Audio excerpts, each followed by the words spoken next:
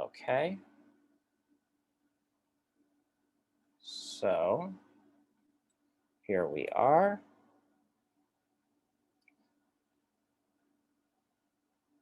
And we will begin. So my name is Joseph Galarraga. I am a faculty assistant at the Community Engagement, Environmental Justice and Health Center for Community Engagement, Environmental Justice and Health, CEEJH, working with Dr. Wilson. Welcome to the 7th UMD Symposium on Environmental Justice and Health Disparities. I'm here also with Rose. Rose, you want to give a brief introduction? Hi everyone, my name is Rose Albert and I'm studying chemistry and public health at the University of Alabama at Birmingham. I interned with CEEJH this summer. Thanks, Rose. And one of the projects that we've been working on for the past several months is the Environmental Justice Scorecard. As you can see here, our presentation is called Holding Legislators Accountable, but we're not just holding legislators accountable, we're also talking about various state agencies within Maryland. So the goal of the scorecard is it's a tool for voters, for constituents, residents of Maryland to see how public officials, various agencies are doing with regards to their environmental justice record.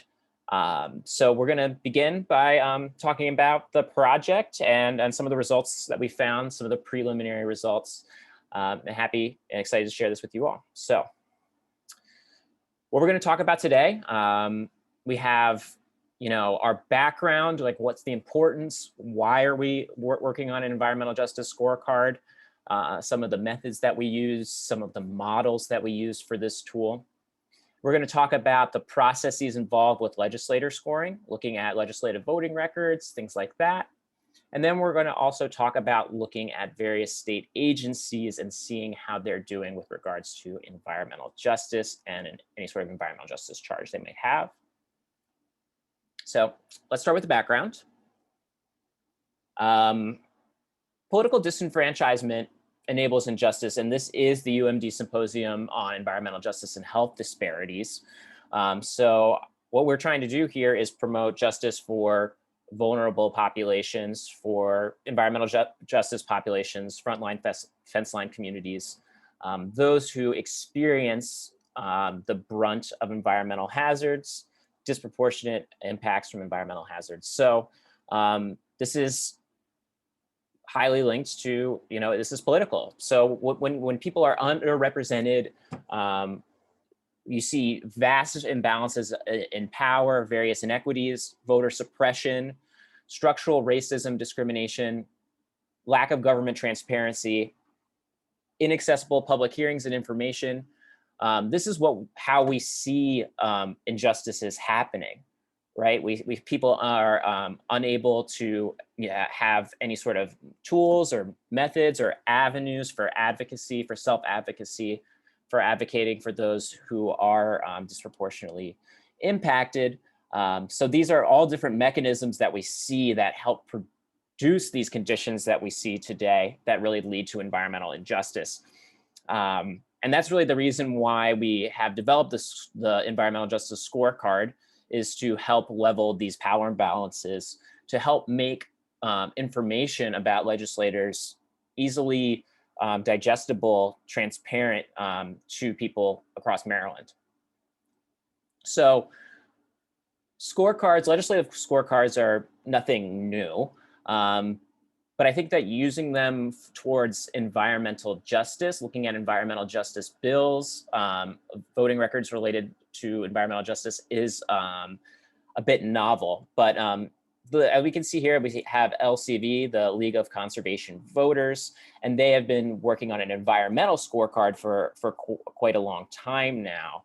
This was one of the models that we looked at when devising our EJ scorecard. The other model that we see below this is the Environmental Justice Scorecard 2020 here, and this is from the California Environmental Justice Alliance, and this is really, the first or the best example that we see of a scorecard being used to trace environmental justice, track environmental justice. So it's a systematic evaluation of agencies and legislators for environmental justice. I think that's important, is to this systematic evaluation. What we are trying to do is come up with a methodology that allows us to really look at legislators and their records in a way that is can be replicated. So this is something that you could, if you wanted to dig through and do it all at home, you could come up with these same results. And also perhaps can be a model for other states or regions or whatever it might be. And yeah, like I said before, the goal here is to increase transparency, make a product that's digestible for the general public to better understand how their legislators are voting on environmental justice issues. And it's also a great tool for tracking progress. So we can see, if we track environmental justice legislation year by year, able to see, for instance, the number of bills that are introduced that are related to environmental justice. That in itself is a metric, right? We're seeing that more and more people are caring about environmental justice. More and more delegates and senators are pushing legislation that would have effects on the state of environmental justice in Maryland. So here we have some examples from the California Environmental Justice Alliance 2020 Environmental Justice Scorecard, and we borrowed a lot of their methodology, not completely, but yeah, a lot of the methodology is similar to what we use. But you can see here we have some of the bills that were included as part of the evaluation. You can see the state agencies that were over on the right-hand side, state agencies that were as part of the evaluation. And then down here, you can see the state senators and the various grades that they got. And you can see the various bills that they supported, the various bills that they opposed. That is useful to understanding how they stand or where they stand on environmental justice legislation for that year. So yeah, here's the overall objectives. I feel like I've sort of stated some of these, but what we did with this project was we examined Maryland legislators' voting records on environmental justice. We evaluated various agency priorities, initiatives, and capacities for environmental justice. We are trying to talk about increased actions then to promote health, environmental, and economic and social equity, and providing measurable outcomes to track progress related to the advancement of environmental justice in Maryland. So I'm going to start by reviewing the legislator scoring. And like I said, we want this to be something that's replicable, something that can be checked by anybody who's interested, and also be useful to creating, perhaps a more local level environmental justice scorecard, or for another state, or for a region. By making our methodology transparent, it also increases the transparency overall for basically how we did this, and able to, like I said, make it replicable. So these were the steps that we took. We went to the Maryland General Assembly website, and for various years, and you can see here, this is 2021 regular session, whatever it might be.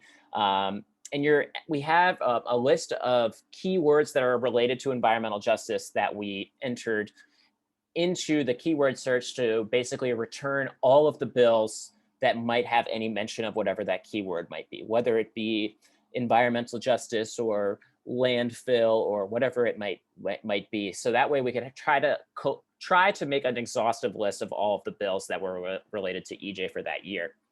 All of the bills that we thought were related to environmental justice were then transferred to a separate spreadsheet. So maybe we went through and we saw some bills that included the term environment, but it was talking not really about the environment as it relates to people, but maybe the social environment, or it just had the word environment in passing, but the actual goal of the bill was not towards producing better environmental outcomes or environmental justice outcomes or anything like that. So we made sure that we screened through all of the bills to make sure that we were including the right bills for our analysis. And then we determined whether or not each bill would support environmental justice with a positive vote or a negative vote. So that is to say, would voting against a bill be pursuant to environmental justice? If it was a bill that was talking about the expansion, say, of a landfill or something like that. And then, the opposite is true too. Let's say that there's bills that provide protections for environmental justice communities. Obviously, voting in favor of that bill is going to be a vote for environmental justice. So once we separated, which bills were important to support and which bills were important to oppose, we went back through again and double checked.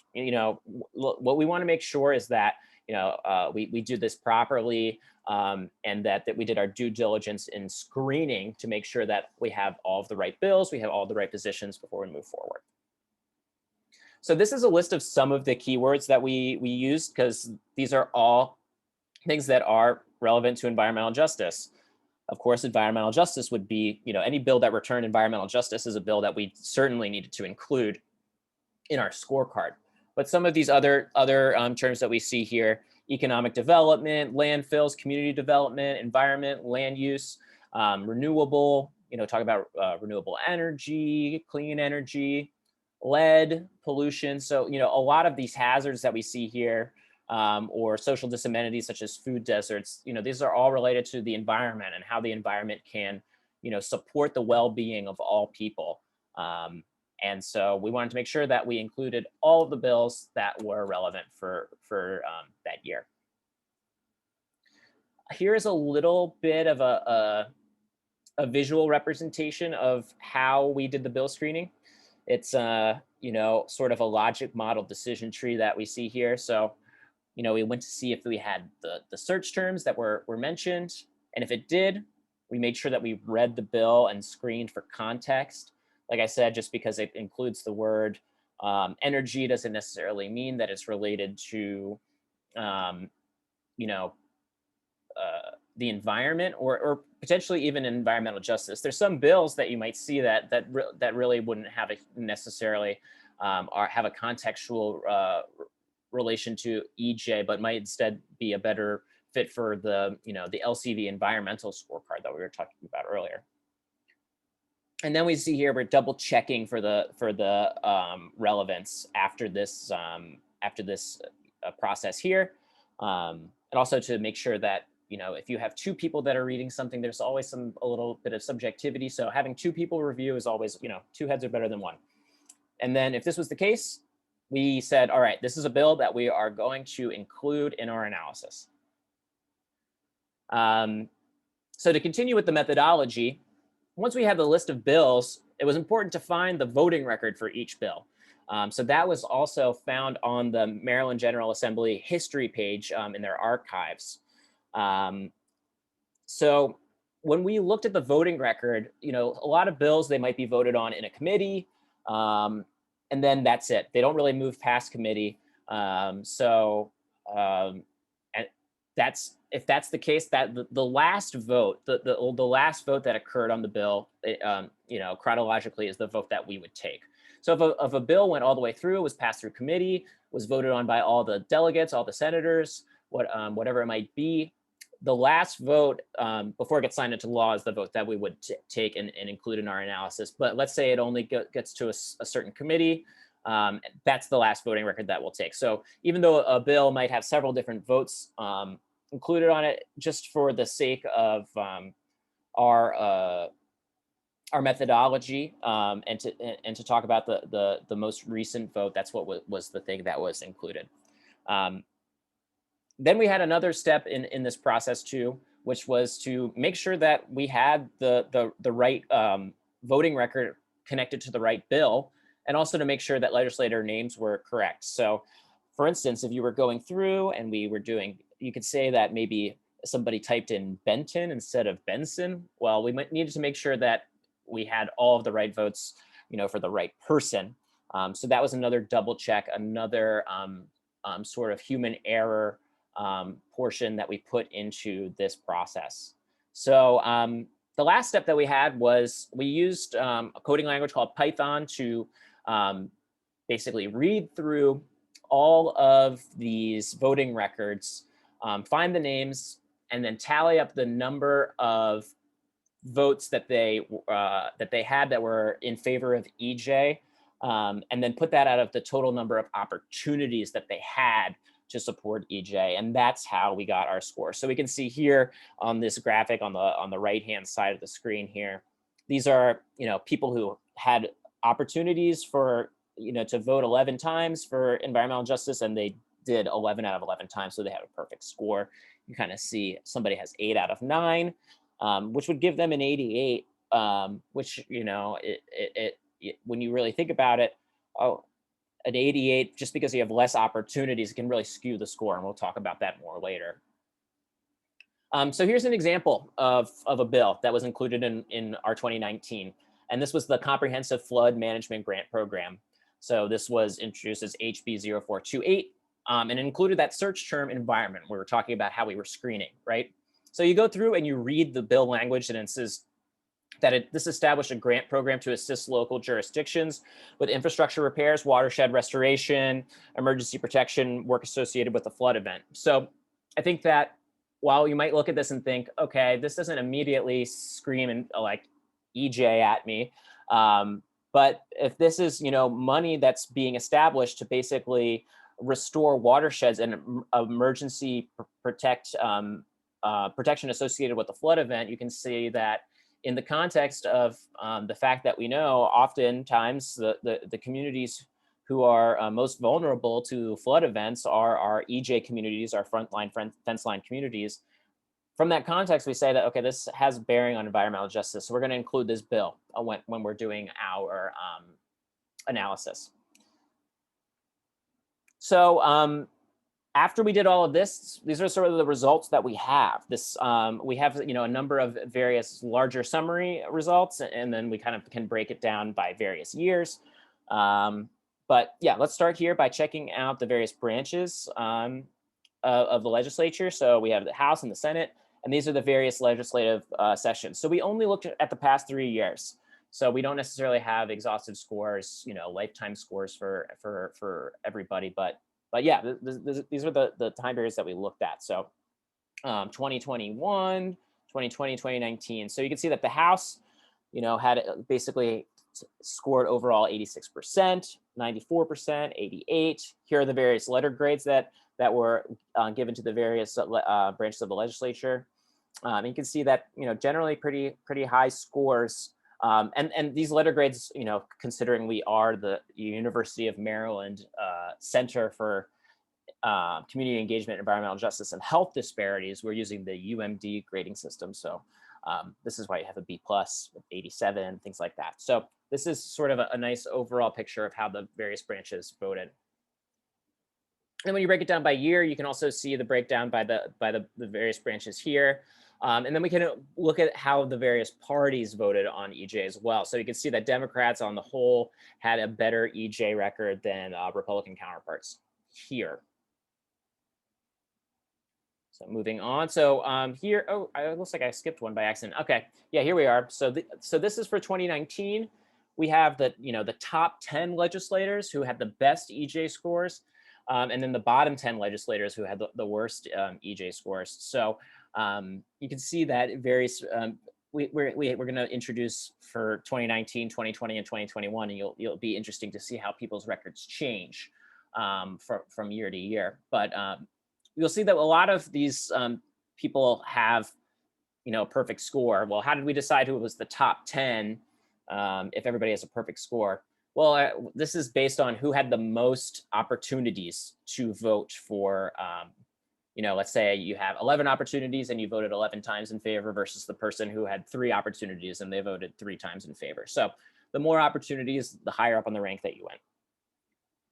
So we can see the same here for 2020. See some of the same names in here, perhaps, that you may have seen in the previous year. And the 2020 session is notable. We're going to bring this up in a little bit, but the 2020 session is notable because it was a reduced session due to the COVID-19 pandemic. And here are the results for 2021 that we can see. Once again, probably some similar names that you might see in the top, but maybe some of the bottom has shifted for 2021. And here are the top Democratic legislators from 2019 through 2021. So this is the kind of our lifetime score that we have. And our lifetime score, as I mentioned before, is only based on these 3 years. But maybe you might notice some of these legislators as being part of your district. And we also have the top 10 Republican legislators from 2019 through 2021 as well. So once again, see if there's any familiar names on here. And based on this whole process, there's a few things that are worth noting in our discussion. So the average scores for both the House and the Senate range from a B to an A. So that's apparent by those slides that we showed at the very beginning, some of the results. So basically showing that everybody's relatively scoring high when you look at it, and when you look at the various branches together. One of the things that's also worth noting is that Democrats scored significantly higher than Republicans and averaged an A across all of the legislative sessions. So we had a lot of perfect scores, as you saw, and they're you know, overall we still had an A for all of the Democratic legislators, which is very interesting. So all the perfect scores in all top 10 EJ legislators and all top 10 EJ legislators across sessions are Democrats, and the bottom 10 were all Republicans.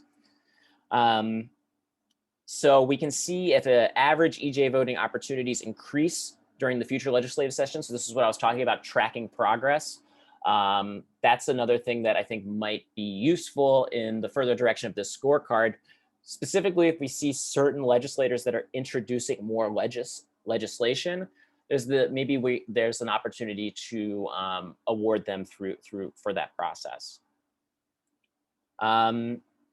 So I think it's important also in this discussion to talk about public transparency, because like I said, this tool is just one way to increase transparency, but I think that it is notable to talk about other efforts that legislators have made to be more transparent, to bring transparency to legislative processes.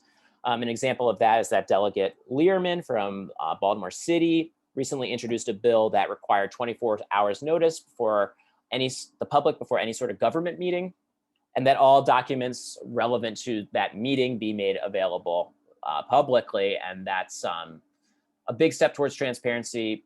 24 hours, if you think about it, not a whole lot of time. So you would think that this would be something that would be doable in order to have more and more people be engaged in the processes.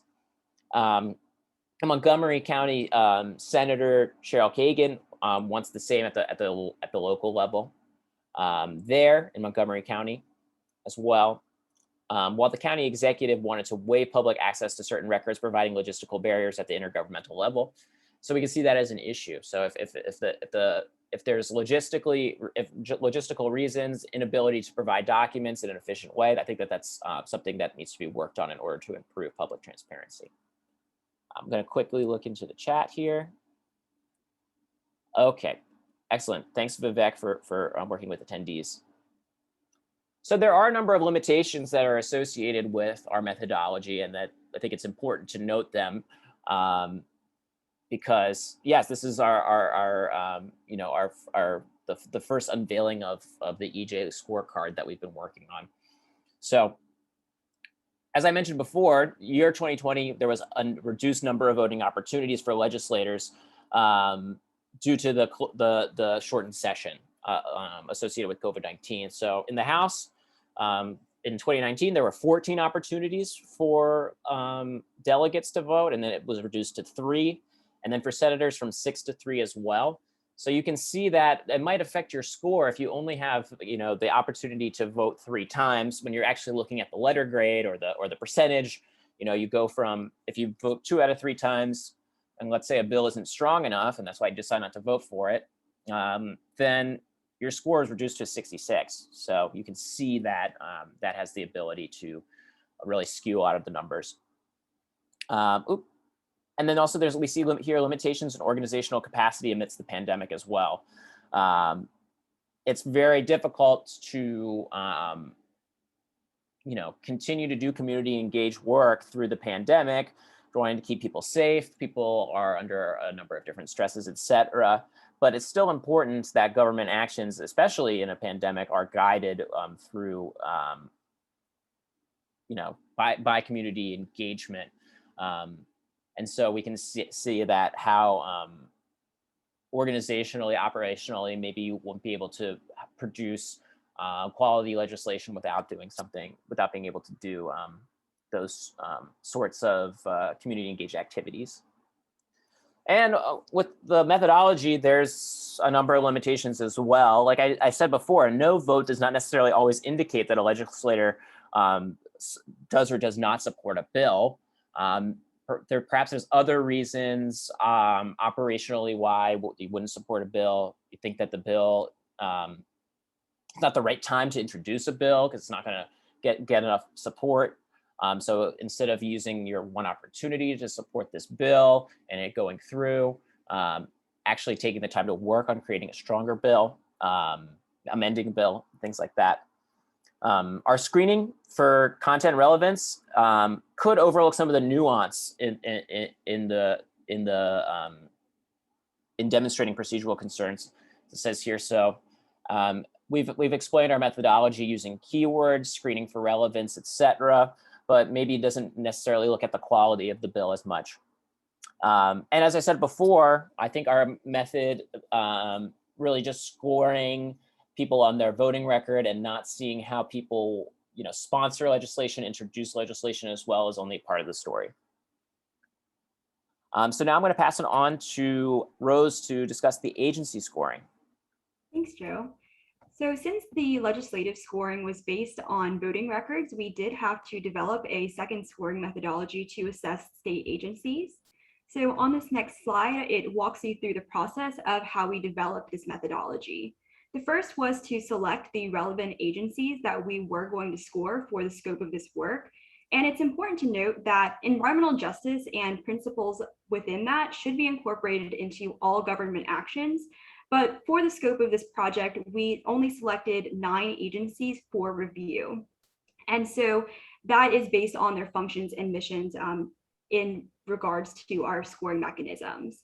The next was to develop a scoring criteria. As Joe mentioned, we want to make sure that this can be replicated and good science should be able to be repeated by other people and still get the same results. So a scoring criteria was developed from a variety of environmental justice principles that have been used by other advocacy organizations. The next is to develop a point system for scoring. So that is a rubric that is used for each of the scoring criteria points to make sure that we are being consistent across all agencies. And finally, we developed a quality control guideline to strengthen the scoring system. So this means having multiple people run through the same materials and make sure we are weighing the pieces of evidence in a consistent way. And this is to reduce bias and make sure we are being consistent. On this next slide, you can see some of the agencies that we scored. So again, there were 9. And this included the Department of Housing and Community Development, the Maryland Department of Health, the Maryland Energy Administration, the Public Service Commission, the Department of Natural Resources, the Department of Agriculture, the Department of Planning, and the Maryland Department of the Environment and Transportation. The next slide shows some of the principles that we used to develop our scoring criteria.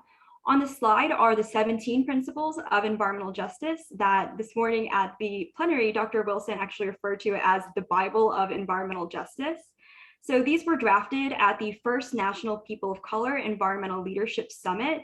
And this was a convening of hundreds of delegates from all 50 states, Puerto Rico, Canada, Central and South America, and the Marshall Islands.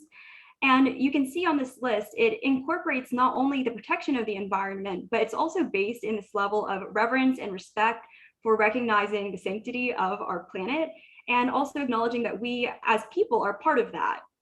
So these are guiding principles that were a core aspect of how we developed our criteria.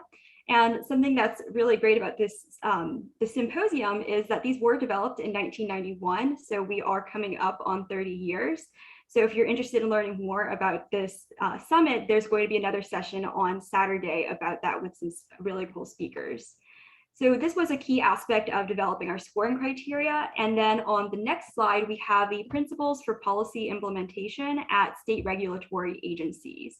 And as we mentioned, the California Environmental Justice Alliance, also known as CEEJH, has also developed different scorecards for agencies and legislators.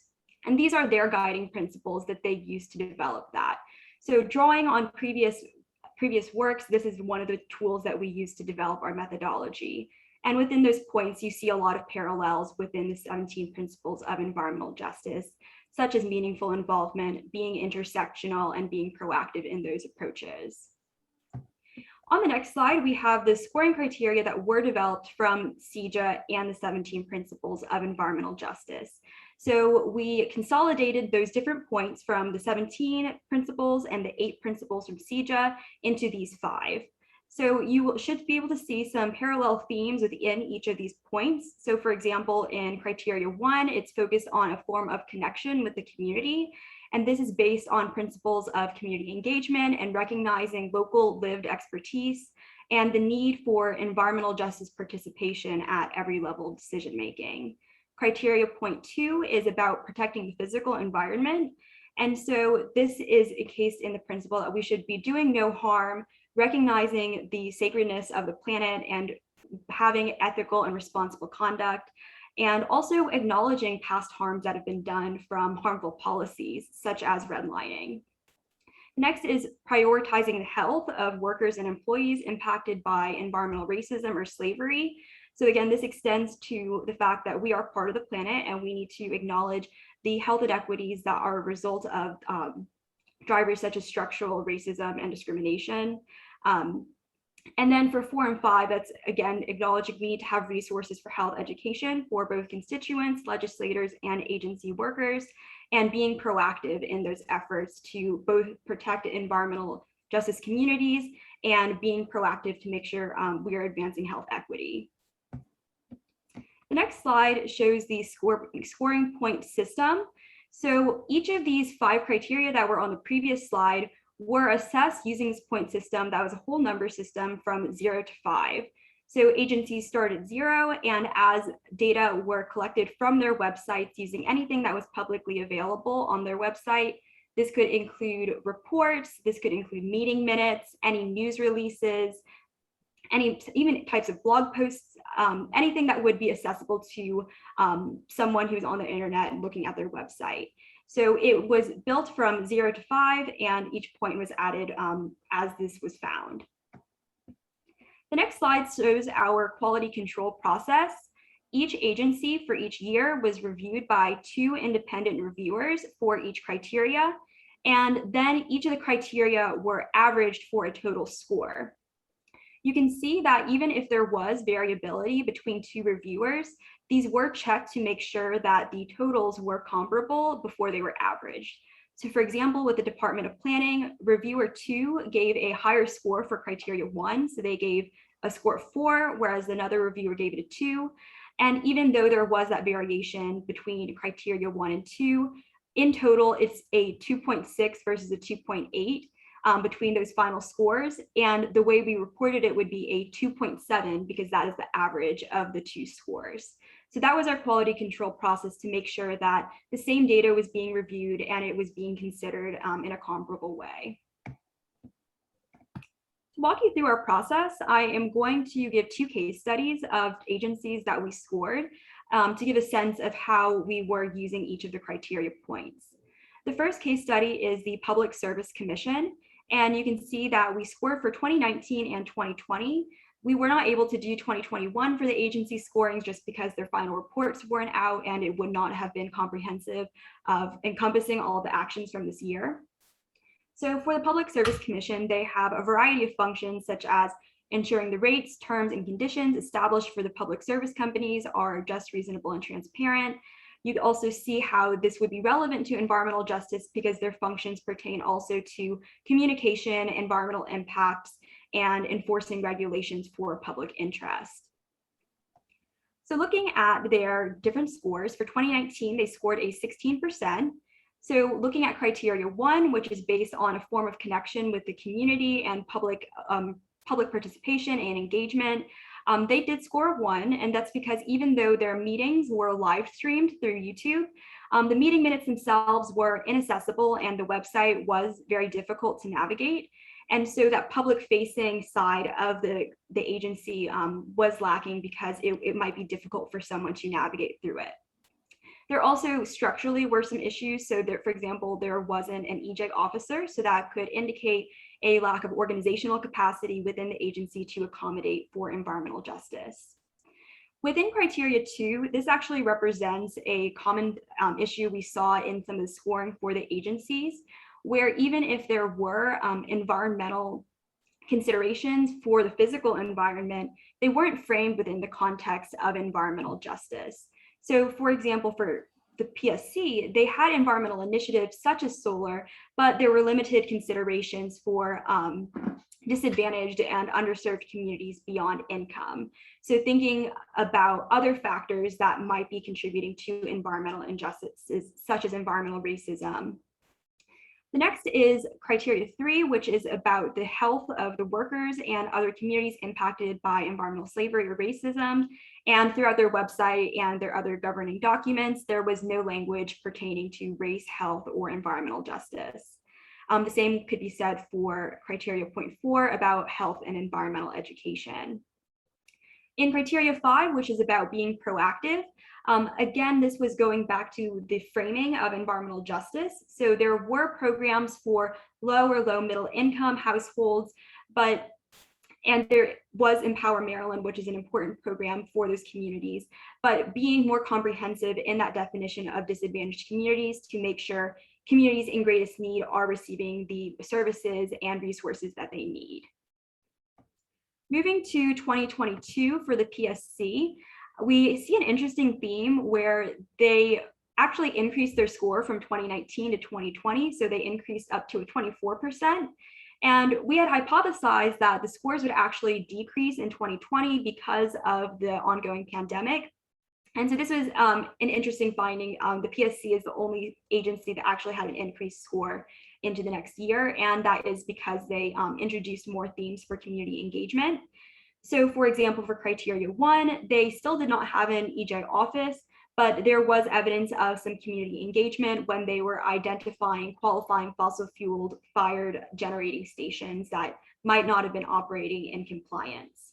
Again, criteria 2, they still had environmental initiatives, but not quite in the context of environmental justice. Criteria 3, they did increase their score by proposing community liaisons, but that wasn't quite enough to get them a passing score because considering it is different than actually implementing it and having some measurable outcomes. Criteria 4, they still did not have environmental or health education resources. And in criteria 5, they had some programs that were adjacent to environmental justice, but did not reflect proactivity in those issues. And so that is why they still had a 24%. So switching gears into another agency, we have the Maryland Department of the Environment. And based on its name alone, we can see that it automatically is directly relevant to environmental justice. And we found that this was the highest scoring agency across both years of all agencies we scored. It was also the only passing score for 2019. So they had a 70%, which on the University of Maryland grading scale is a 70 or a C-. So you can see they have a variety of functions related to the protection of the natural environment and enforcing environmental regulations. For 2019, looking at some of the factors that contributed to their passing score, we can look at the next slide that goes into some of the criteria points. So for criteria 1, they did have a commission on environmental justice and sustainable communities. So this was a structure that is made to directly engage with constituents and communities that will be directly impacted by environmental decision making. And this also provides recommendations for environmental justice. So that is why they scored highly for that criteria. For criteria 2, they did have many restoration and conservation efforts. So they had a 3.5 out of 5 for criteria 2. But again, framing it in the context of environmental justice was the necessary step to increase their point values. For criteria 3, the Maryland Commission on Climate Change did provide recommendations for acknowledging disproportionate environmental burdens and exposures. But the reason that they scored a 1 instead of higher is because acknowledgement should be the first step and not the last.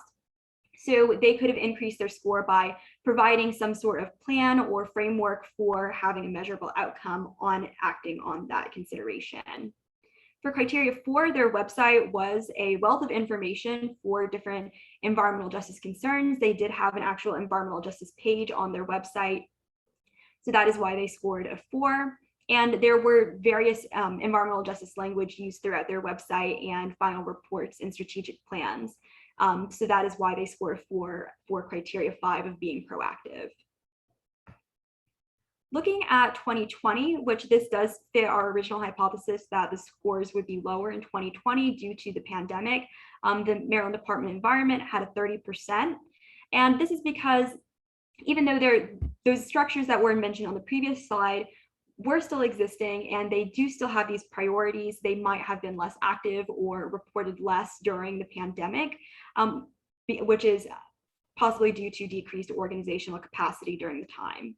So for example, in criteria 1, there might have been more opportunities for the Commission for Environmental Justice and Sustainable Communities to improve their actions, better framing of different priorities on environmental justice communities, and implementing more of the recommendations from other work groups. So overall, this limited proactivity might have been due to COVID-19.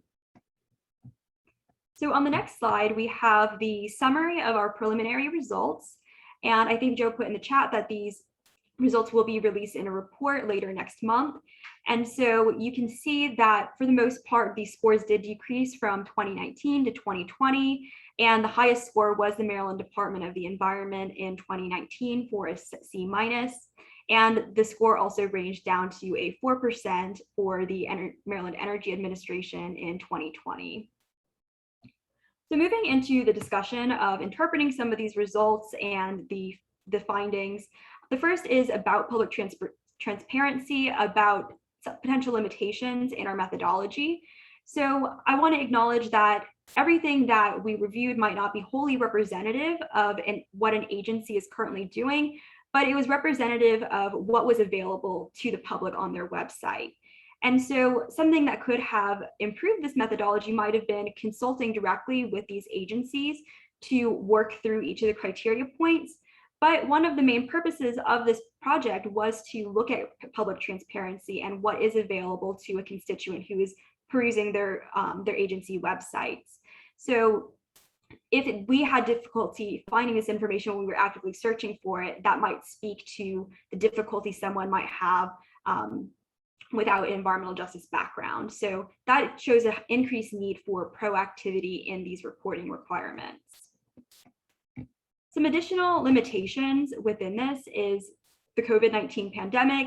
We acknowledge that this might have had a toll on staffing and resource availability or other reporting requirements. So that is something that we want to acknowledge first and foremost, especially with the decreased scores in 2020. The next is inter-rater variability. So there were 2 separate teams that scored the agencies. There was a team for 2020 and a team for 2019. And both years did have multiple reviewers to review the same agency for that quality control process that I described earlier. But there still could be variation in terms of the documentation that is reviewed. And there are so many pieces of data that had to be processed, such as meeting minutes, final reports, strategies, structures within the website, that different pieces of data may have been pulled at different times or interpreted differently. So that could have contributed to a degree of subjectivity from year to year or agency to agency. And that goes into the documentation available and reviewed. And finally, weighing the breadth and depth of different initiatives. So considering what types of measurable outcomes might have been available or reported and how that would contribute to scoring overall for each criteria point. Although I mentioned that the COVID-19 pandemic was a limitation for some of the scoring that we might have seen and might have explained that downward trend that we saw from 2019 to 2020, an overarching exigence for both the legislator and the agency scoring is this recovery from the syndemic, because not only are we facing COVID-19, we are also facing other crises such as economic turmoil, racial injustice, and climate crisis. And these are all environmental justice issues. So as we are reviewing these data and looking at strengths and weaknesses of different legislators or bills or agency actions, we need to be prioritizing these imminent needs in mind. So for example, with COVID-19, prioritizing high needs communities and relief funding and programming. As we have this economic recovery, micro-targeting green infrastructure and workforce development to make sure we're building capacity and resilience throughout that recovery. Centering racial equity in decision-making, and also micro-targeting communities that are in greatest need of those resources, because those communities are going to be hit first and worst.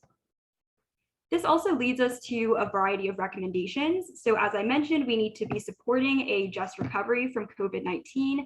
We are seeing these actions on the federal level with the Justice 40 initiative that was introduced by an executive order earlier this year. And that states that 40% of any federal investments in climate change must be going toward disadvantaged communities. And so we can be implementing those types of initiatives on a state level to make sure that we are funneling those investments toward communities that need it the most. And so one of the tools is environmental justice streaming and mapping tools that look at that spatial data to understand distributional justice. The next is providing environmental justice and health education resources for constituents, agency employees, and legislators. That was a gap that we saw throughout the agency scoring, where that was a missing piece that might have been available to constituents on their websites. So this can include a variety of toolkits, recommended readings, workshops about the underlying causes of inequity, such as structural racism, discrimination, environmental slavery, and the practices that need to be currently in place to promote racial equity and social justice. The next is to pass cumulative impacts legislation. Cumulative impacts are based in the concept that we are not impacted by single exposures. We are a product of our total environment. And that means both the chemical and non-chemical stressors. So not only might someone be impacted by poor air quality or poor water quality, but also thinking about the built environment. So do people have access to grocery stores? Do they have access to green spaces or other resources that would help them live a healthy and dignified life? Because that's what everyone deserves. So cumulative impacts legislations can prevent additional infrastructures from moving in that would be disease causing, such as incinerators or power plants, and encouraging more health promoting infrastructure, such as weatherization investments or healthy grocery stores, to prevent those disproportionate burdens. Some additional recommendations are to develop forums for meaningful community engagement and consideration of bonus points.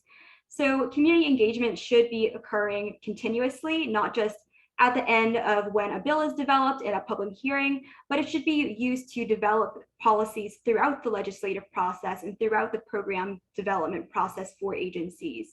So soliciting that feedback and also creating these spaces to have these dialogues to possibly assign bonus points to improve our methodology.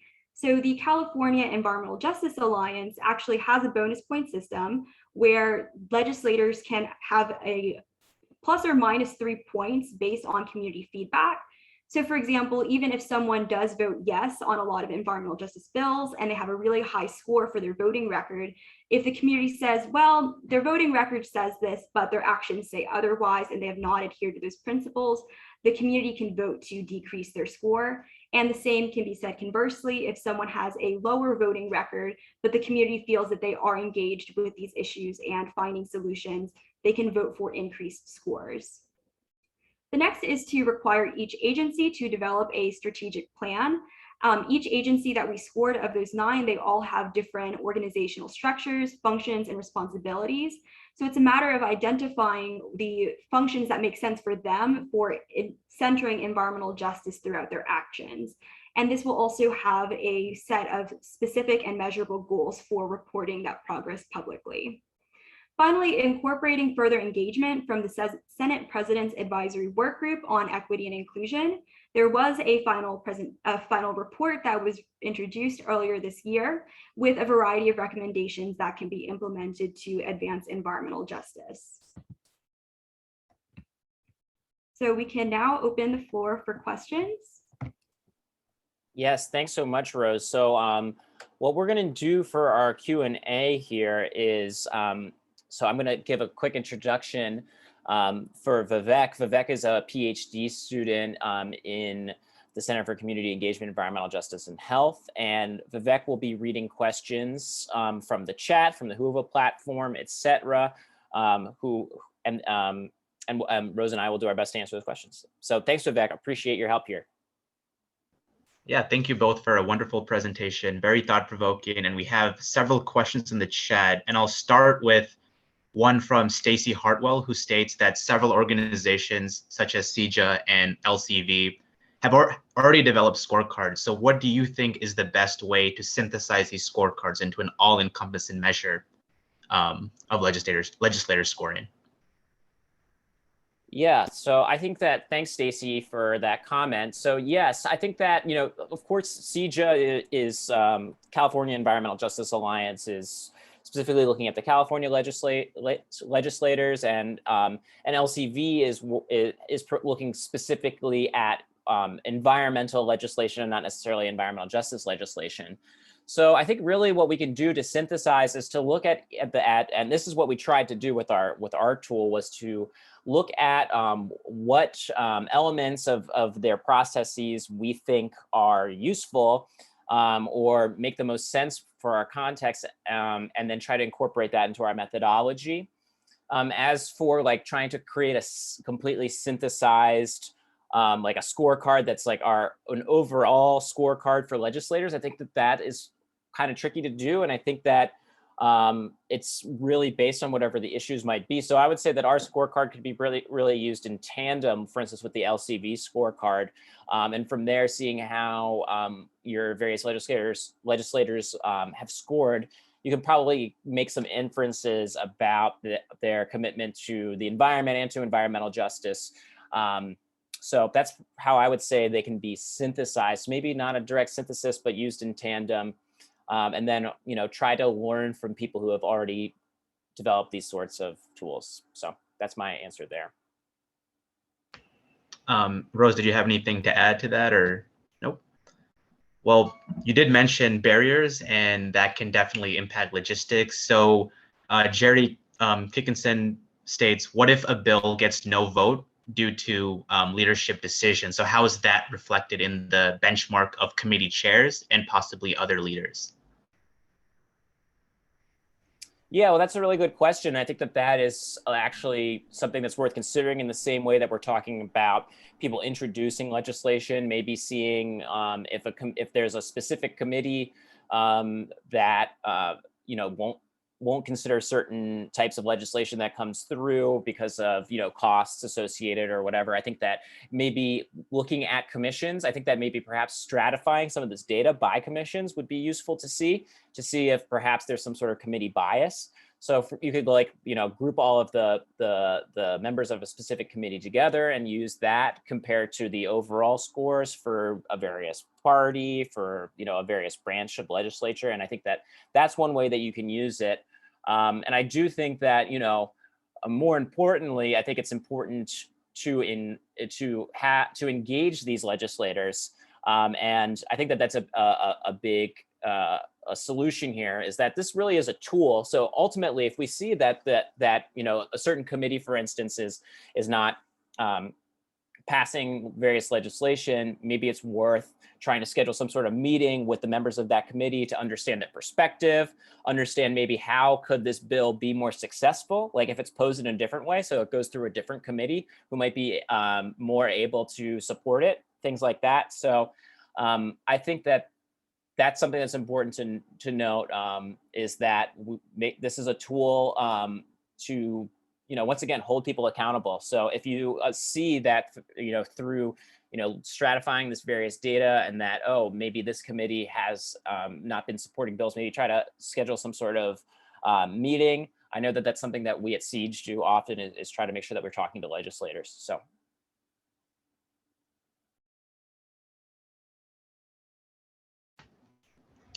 Moving ahead to the next question. So we had a lot of pathogenic terms within our search criteria, and Heather Cooper, if I'm saying that correctly, is wondering what our thoughts are on expanding the search criteria to more salutogenic features like parks, green spaces, open spaces, and gardens.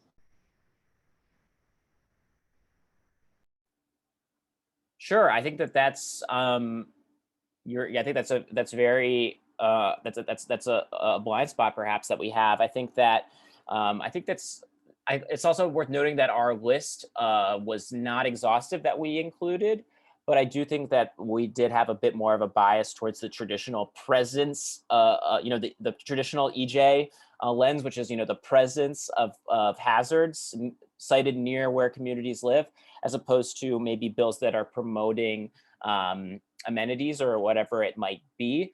I do think that some of that is certainly captured. I think that once again, in reviewing the breadth of the bills that we have, we certainly did look at bills that were talking about promoting, for instance, even though we're searching for food deserts, perhaps we can still see that there's legislation that's promoting a more just food system that is captured through those search terms. But I think that there's certainly room for improvement in the search criteria for sure. And part of the reason why we are here today is to have some of this community engagement, have people who have varying perspectives come and provide feedback, and we can incorporate it going forward. So I appreciate that.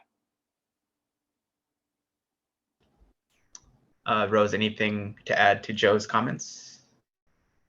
No, I agree. I think that I also fall in that where I think more about stopping the bad things instead of promoting the good things. So I agree that would be a good addition to our methodology. It's definitely something for the center to consider moving forward as well as we proceed with scorecards. So next question, and Rose, you presented the agency scoring. There's an inquiry about the Public Service Commission and why they weren't on the agency list. And if I'm not mistaken, we did cover that agency, correct? Yes, the Public Service Commission was included in our methodology for screening.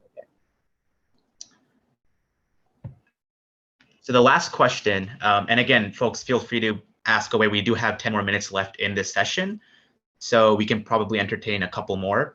But the next question by Jerry Kickinson is, what about votes in committee on amendments? Because he states that these can either weaken or sometimes strengthen bills.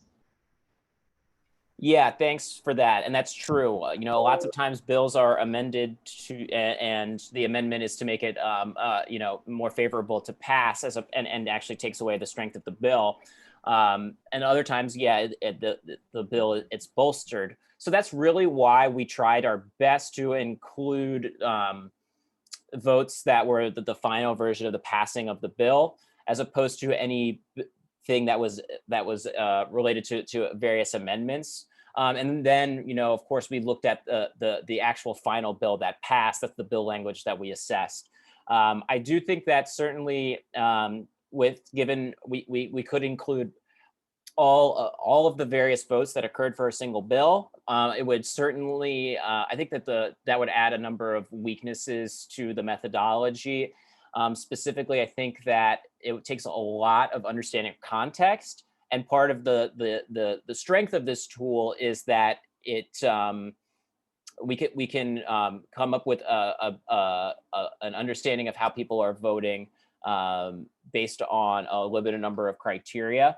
I think obviously there's a lot that is lost in just a quantifiable score. There's a lot of nuance that's lost in that. So yeah, we tried to account for that, the votes for amendments by trying to basically eliminate counting them. But I do understand the perspective that, well, you should maybe have your score dinged a little bit if you're trying to weaken a bill. And I understand that concern as well, but I think it's would be trickier to incorporate into the methodology because it would increase you know, it would take a lot more capacity to screen through all of the various votes. So that's my response to that concern, but very valid and appreciate that perspective.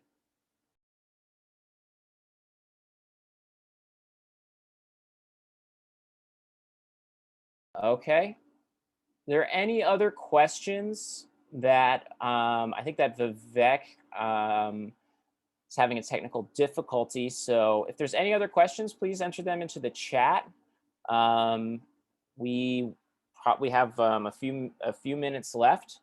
So